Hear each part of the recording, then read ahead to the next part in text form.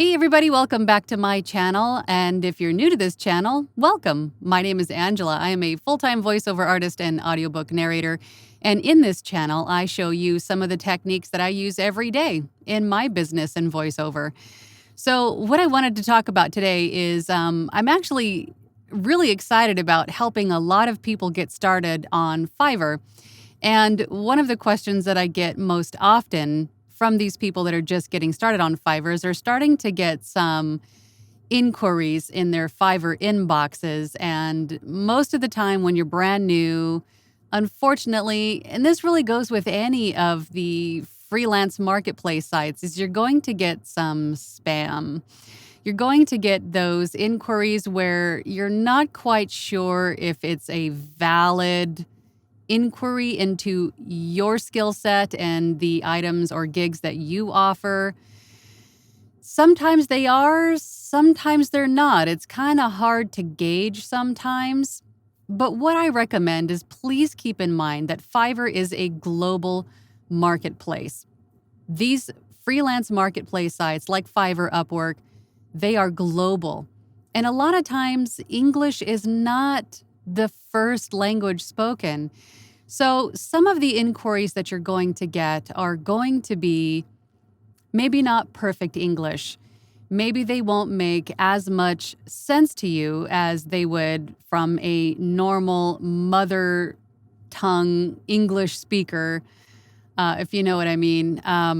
Sometimes the clients from across the globe who don't speak English will use like a Google translation service and then copy and paste their question to you, sometimes to multiple people. So maybe it won't be personalized by saying, "Hi, Angela, my name is blank, and this is the project that I have. Can you help me?" So what I recommend is when you get these messages, when you're first starting out, is to maybe take another look at them before you pass judgment. It could be spam. It could not be spam. But trust your gut. Trust your intuition. If it walks like a duck and it talks like a duck, it more than likely is a duck. But sometimes it's not. I actually had this happen to me not too long ago where I got a message that I, at first glance, considered to be spam. However, something compelled me to take a closer look, to slow down, to really read the message, and I ended up asking the client a question to clarify one item in particular that was confusing to me, which made me actually think that it might be spam. And when they replied back, it made much more sense. And then we got to talking, and now this client is a regular client of mine. It's not something to dismiss right away when you get a message that doesn't really make any kind of sense, or it looks like it's a general inquiry that maybe was copy and pasted. It might have been. This person might be searching for multiple bids on a particular project and has pasted in a general inquiry into your inbox just looking for a bid, but maybe not quite phrased that way. So at first glance, it might look like spam when it really is not. But sometimes they are, you know. It doesn't hurt. I mean, you have to respond within a certain amount of time anyway, because we have that response rate that we have to cater to in Fiverr. So what does it hurt to actually send a message to this person asking for clarification on one particular item or another, just to be sure you understand the scope of their project? But if they come back with something that is, you know, they are selling themselves or they're introducing themselves to you as a fellow seller on Fiverr, that's not something that you really can do on Fiverr anyway. Fiverr discourages sellers soliciting each other. So in that respect, I would send a message back to that person saying, "You really shouldn't do this because it's a dangerous game you're playing. I mean, you might get someone who might just report you as spam and you could get blocked, you know." But when it comes to inbound messages, when you're first starting out, and even now, I am a top-rated seller and I still get spam messages. But all I'm suggesting is to take another look, just to ask maybe some clarifying questions to get a firm grip on what it is that they are asking you for. And then when you have a better idea of what the message is, you can either mark it as spam or you can continue on with the project. But whichever way you decide to go with this message, always, always, always be sure to be respectful, polite, professional, and never say something that you would want to hear yourself. Treat others as you would want to be treated, because you never know that person, even though you couldn't help them, they could recommend you and your voice to someone else that could reach out to you later. Another thing I wanted to touch on in this video is buyer's requests. Now, again, when you're first starting out in Fiverr, in particular, there is a whole section dedicated to buyers who are looking for a specific job. And instead of searching through the thousands of gig sellers on Fiverr, they would much rather post their job and then wait for the bids for the job to come in. And that's buyer's requests. So we're going to take a look at that right now, and I'll show you what this is and what you can do with it. Okay, so here we are on my profile page. To find buyer's requests, you come up to More, and buyer's requests is the first line down. Okay, so here we are in buyer's requests.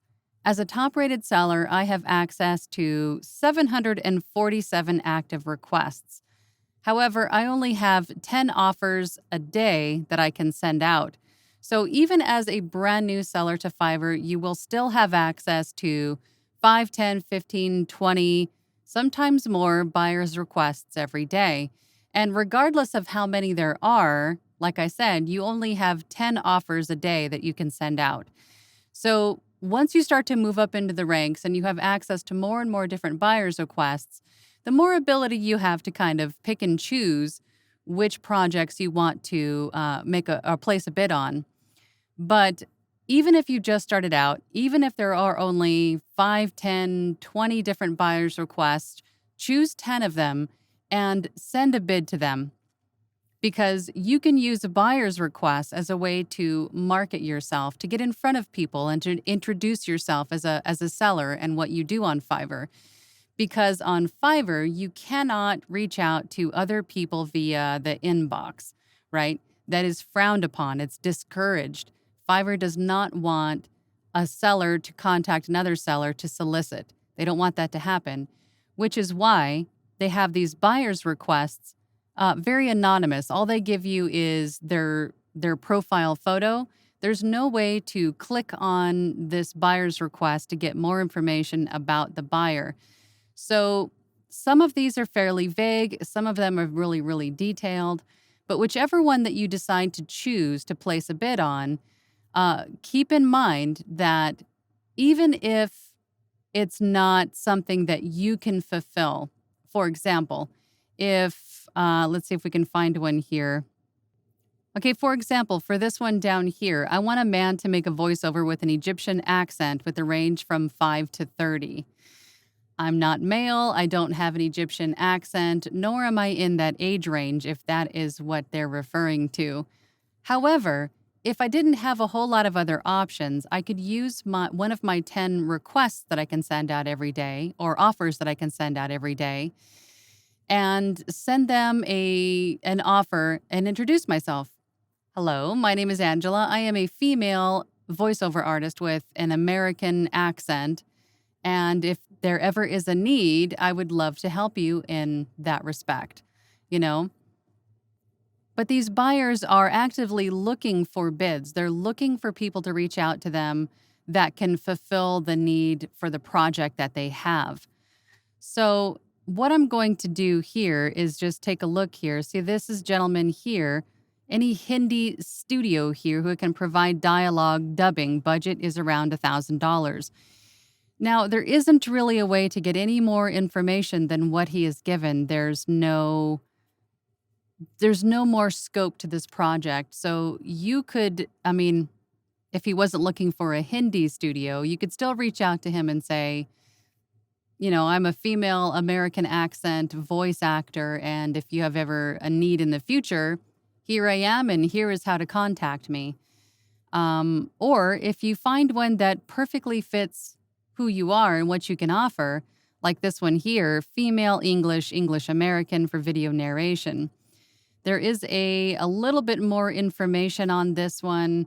Looking for a talented voiceover artist for YouTube channels related to diet and mental wellness. You should have an engaging, calm, and trustworthy voice, which people will want to keep listening to. The scripts will typically be in the range of 1,800 to 2,400 words length. Please be so kind to attach examples of relevant work. I look forward to hearing from you. So, this one, they have got 4 offers already. Looks like they need this within 24 hours, or this job posting is up for 24 hours.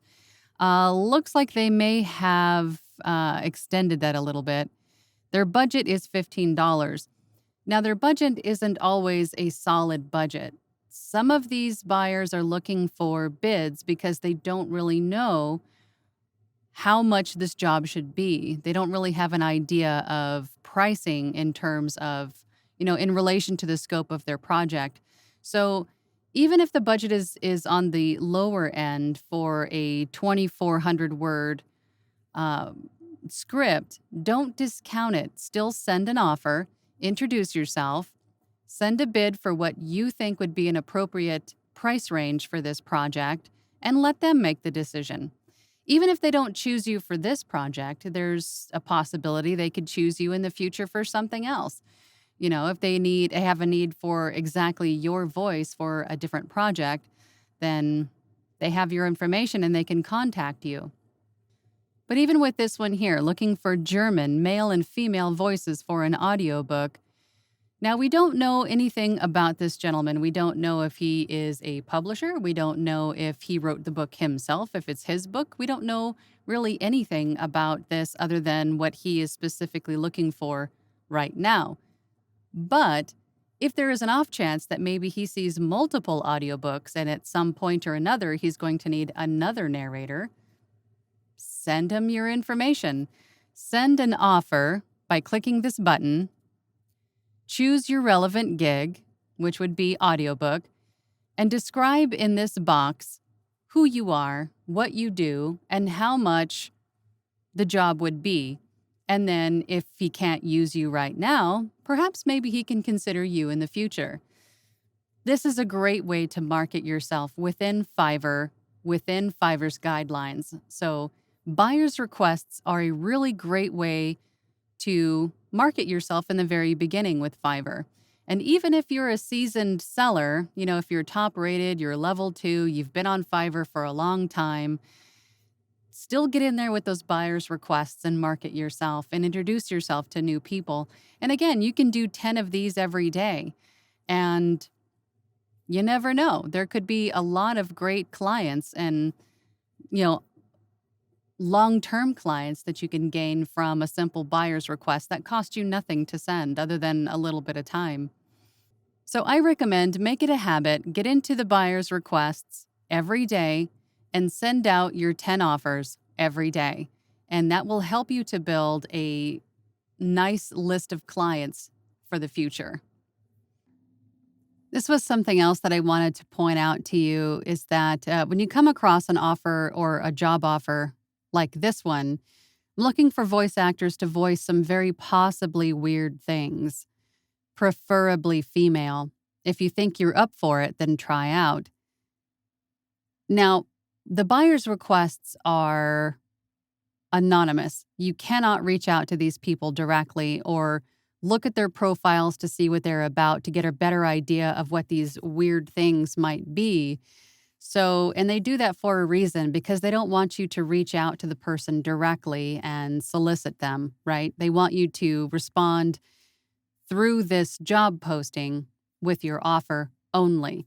So there really isn't another way for you to kind of snoop out what these weird things might be, but you never know. It could be just, maybe meditation breathing, or it could be a scream for a horror film, or you never know. But if you're up to trying something new and kind of out of the box, You could check it out, although it could be a completely actual weird thing that maybe we don't want to get involved in, but you never know. So, but that is the one thing to keep in mind is that there isn't really another way to look deeper into who these people are, what kind of work that they do, or it's completely anonymous for that reason. So